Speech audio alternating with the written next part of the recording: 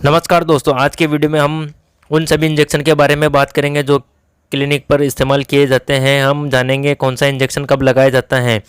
यह जानना आपके लिए बहुत ज़रूरी है क्योंकि इन इंजेक्शन की ज़रूरत हमें कभी भी पड़ सकती है। तो शुरुआत करते हैं, देखते रहेगा पूरा वीडियो। साथ ही साथ चैनल पर नए हो तो लाइक एंड सब्सक्राइब जरूर करें।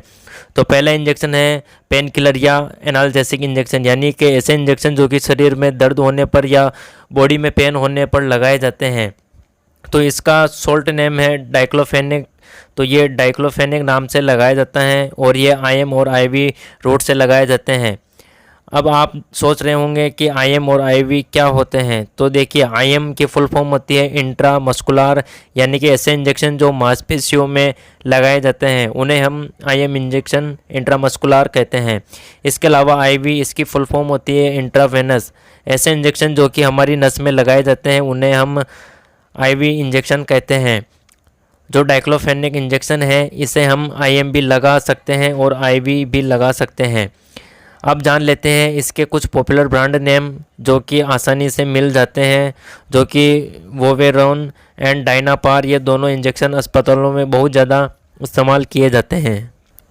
अब बात करते हैं हम एब्डोमिनल पेन इंजेक्शन, यानी कि ऐसे इंजेक्शन जो कि पेट में दर्द होने पर लगाए जाते हैं, जैसे कि किडनी स्टोन पेन, यानी कि यदि किसी के पथरी का दर्द होता है, पीरियड पेन यदि किसी महिला को पीरियड का दर्द होता है आदि, इन सभी में इस्तेमाल किए जाते हैं। तो इसके दो पॉपुलर सॉल्ट नेम हैं। पहला है डाइसाइक्लोमाइन जो कि आईएम इंट्रामस्कुलर लगाया जाता है। दूसरा है ड्रोट्रावेरिन, ये आईएम एंड आईवी यानी कि इंट्रामस्कुलर और इंट्रावेनस दोनों ही लगाए जाते हैं।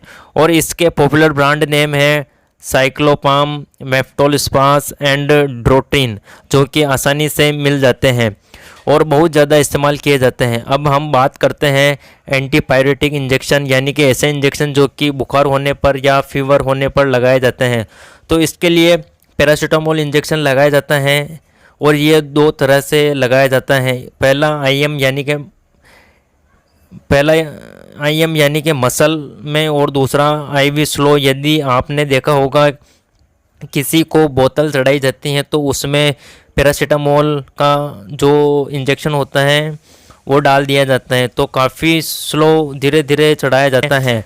तो ये बुखार होने पर इस्तेमाल किया जाता है। इसके बाद अगला इंजेक्शन है हाइपर एसिडिटी गैस्ट्रिक के लिए, यानी कि यदि किसी के पेट में गैस बनती है या फिर पेट में अम्ल बन जाता है जिससे पेट में जलन होती है, उस समय इस्तेमाल किए जाते हैं। तो इसके लिए पॉपुलर इंजेक्शन है पेंटापेराजोल, जो कि आईवी यानी कि नस में लगाया जाता है।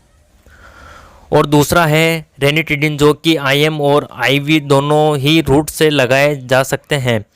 बात करते हैं इनके पॉपुलर ब्रांड नेम की। पेंटापेराजोल का है पेंटोप, जो कि आसानी से मिल जाता है, एंड रेनिटिडिन का है हिस्टेक एंड रेंटेक। अब बात करते हैं एंटीमेटिक इंजेक्शन, यानी कि ऐसे इंजेक्शन जो कि उल्टियां होने पर या फिर जी मिचलाने पर लगाए जाते हैं। इसके लिए दो इंजेक्शन बहुत पॉपुलर हैं। पहला है मेटोक्लोपेरामाइड, जो कि आईएम केवल मसल में मांसपेशियों में लगाए जाते हैं।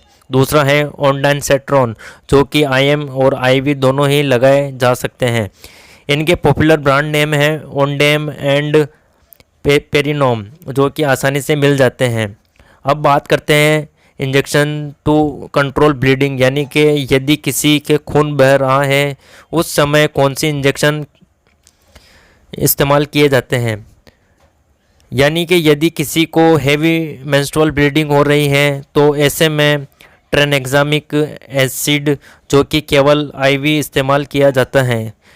इसके पॉपुलर ब्रांड नेम है ट्रेनेक्सा एंड टेक्साकाइंड, जो कि आसानी से मिल जाते हैं। अब बात करते हैं इंजेक्शन फॉर वीकनेस, यानी कि कमजोरी होने पर कौन सा इंजेक्शन इस्तेमाल किए जाते हैं। इसके अलावा न्यूरोलॉजिकल पेन, यदि किसी के नसों में दर्द होता है, टिंगलिंग सेंसेशन, हाथ पैरों में झंझनाहट होती है, नमनेस यानी कि सुन्नपन हो जाता है, और बर्निंग सेंसेशन यानी कि जलन होती है। तो ऐसे में कौन सा इंजेक्शन इस्तेमाल किए जाते हैं? तो ऐसे में दो इंजेक्शन इस्तेमाल किए जाते हैं। तो पहला है न्यूरोकाइन फोर्ट और दूसरा है न्यूरोकाइन प्लस। तो ये इंजेक्शन IM और IV दोनों ही लगाए जा सकते हैं और इनमें विटामिन बी कॉम्प्लेक्स पाया जाता है। अब बात करते हैं जनरल वीकनेस। यदि किसी को सामान्य कमजोरी होती है तो उस समय कौन सा इंजेक्शन लगाया जाता है? तो ऐसे में पोलिवियन इंजेक्शन का इस्तेमाल किया जाता है। अब जान लेते हैं एंटी एलर्जिक इंजेक्शन के बारे में। यदि किसी को एलर्जी हो जाती है, उसके शरीर में खुजली होती है या कोई रिएक्शन हो जाता है, तो ऐसे में एविल और डेक्सोना इंजेक्शन लगाए जाते हैं जो कि आसानी से मिल जाते हैं। वीडियो पसंद आए तो लाइक एंड सब्सक्राइब ज़रूर करें। Thank you.